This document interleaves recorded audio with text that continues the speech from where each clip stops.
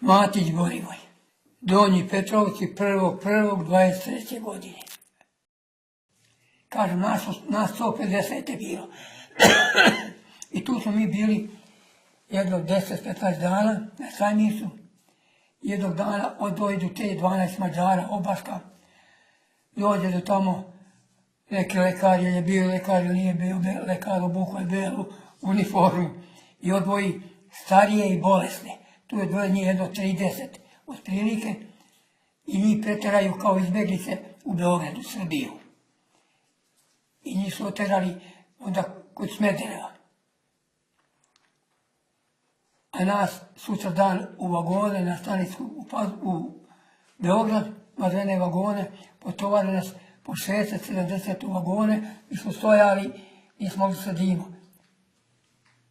I di ćemo, šta ćemo, kažemo, idemo mi za Nemačku na rad, kod civila. Dobro, idemo.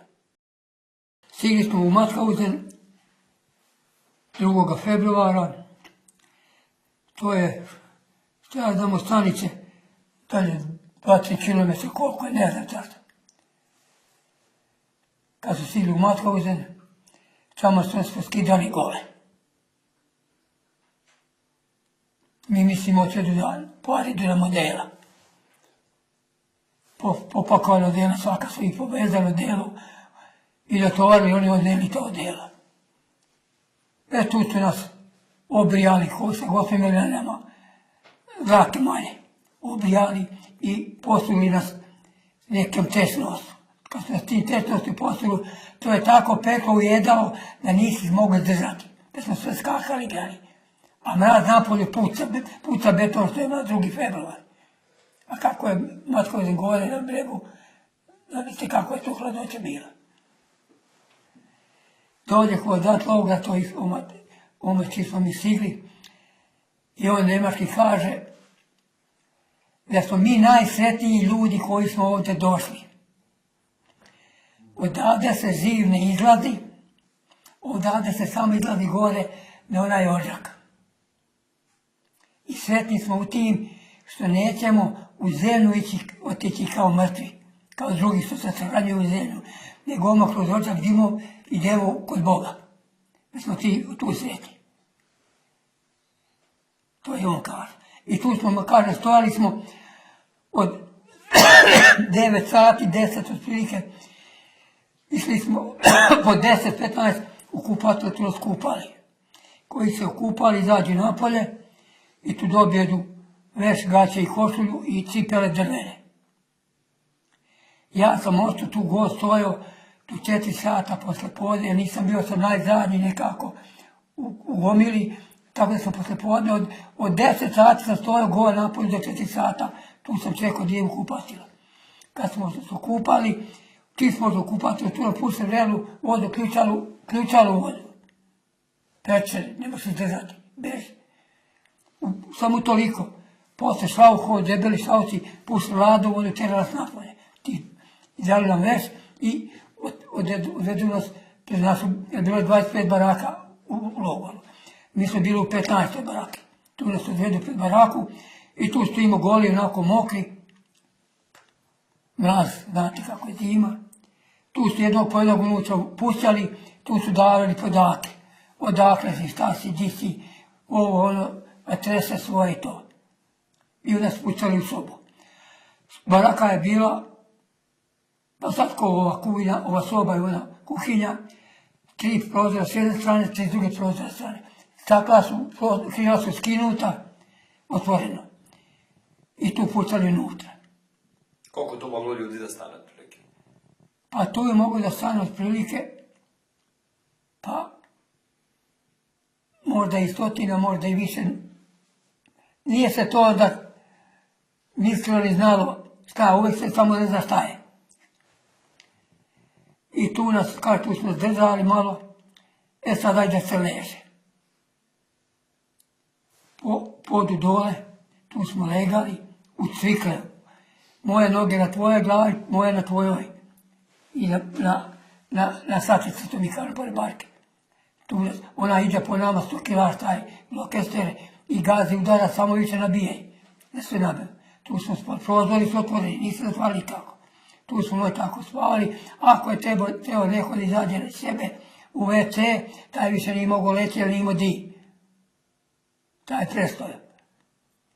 Kad je svanulo,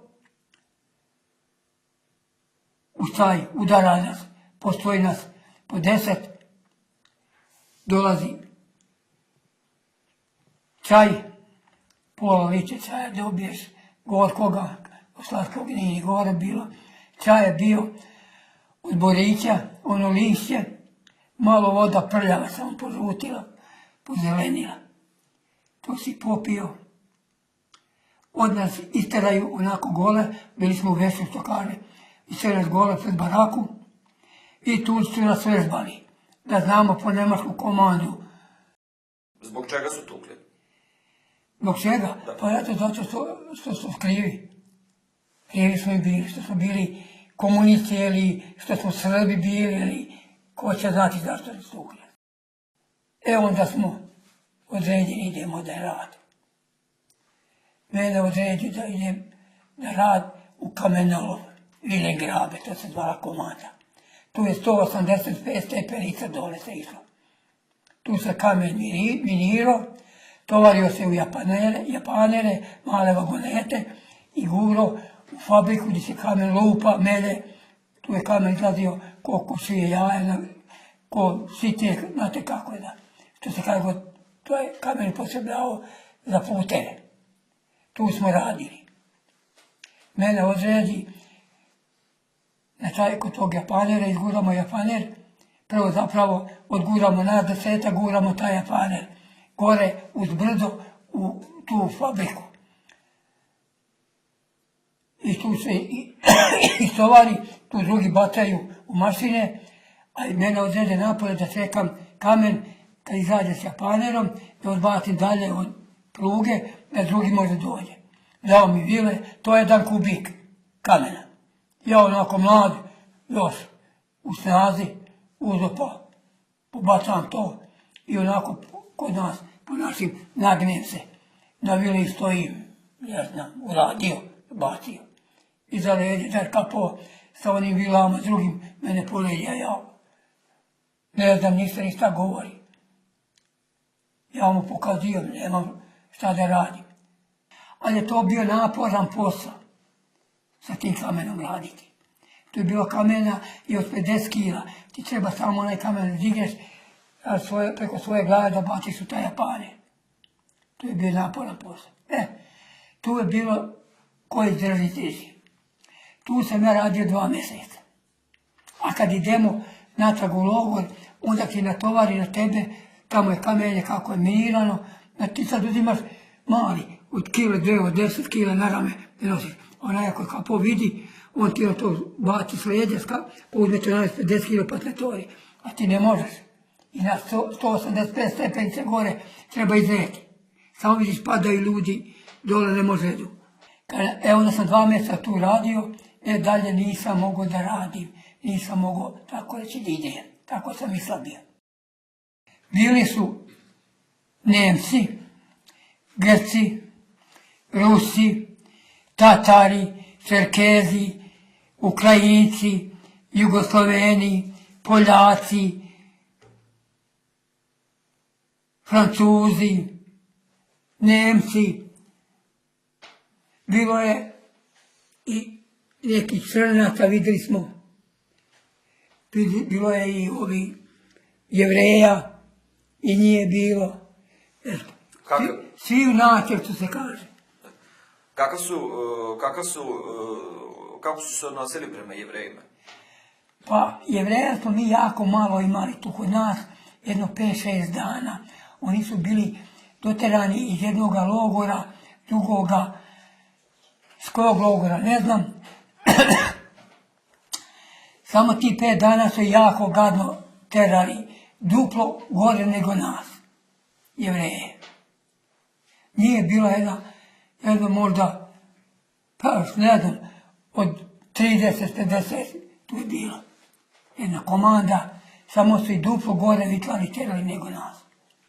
Sad to je bilo 4-5 dana, samo sam i vidio to u stajeru. Kako ste znali da je reč o Jevrejima? Pa zato što su imali žute vinklove. Jer mi smo imali, policijski krici su imali crvene. Kriminalci, ubice imali crvene, lopovi imali plave vinklove. Po tih smo znali. Vi ste, koje boje ste vi bili? Koji broj? Koju boju ste nosili? Crveno. Crveno. Jeste imali broj? Da. Se sećate broja? Zato sam bio, znaš koliko? Nemate pojma. 23, 287, Dragan Cvancić, 23 Benac. Ja nisam tamo imao ime moje i prezime, nego po broju. Tako je bilo. I to sam bio batina više nego, to ne može izgledati. Zašto ste dobili batina? Što niste znali broj? Što nisam znao broj, po njemački.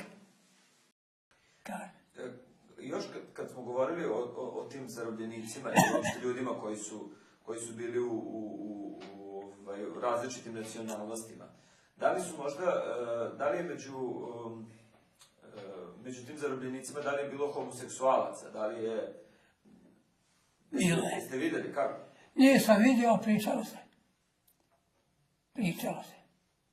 To su većinom bili Švabe. Pričalo se. Ona je ovog mladića provuku sebi, sebe ga drži s njime. Što kažu, vodi ljubav i to. Bilo je. To ste vidjeli? Nisam vidio, ali se pričalo. Jer ipak, to je bila tajna velika. To je bilo među zarobljenicima ili? To je bilo među zarobljenicima, da. Pričalo se. I bilo je, 100% je bilo, samo nisi vidio, kažem. Oslobođenje izgledalo i radosno i tužno. Koji je mogu taj Ustav oblačio civilno delo i bego iz logora. Koji nije, taj ostao tamo i umro je na krevetu. Tako je bilo. A koji su Bogi imali snage, ti su vatali te kapoje, te blokestene i poubijali. Nisu ih poubijali, nego one su bila kanalizacija u logoru, otvorili onu ploču i pobotali one ploče, zatvorili, a šta su oni gasovi preživjeli u tim kanalizacijama nisu, ne zna se. Jeste vidjeli? Vidio sam, to sam vidio. Mila Gorašići smo tamo pokoli kuća, doteraš kravu, doteraš ko šta ima, klalo se, kuvalo se, peklo se, jelo se.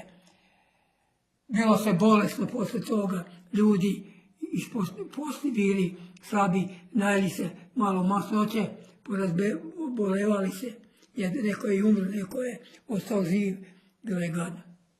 Toga posle.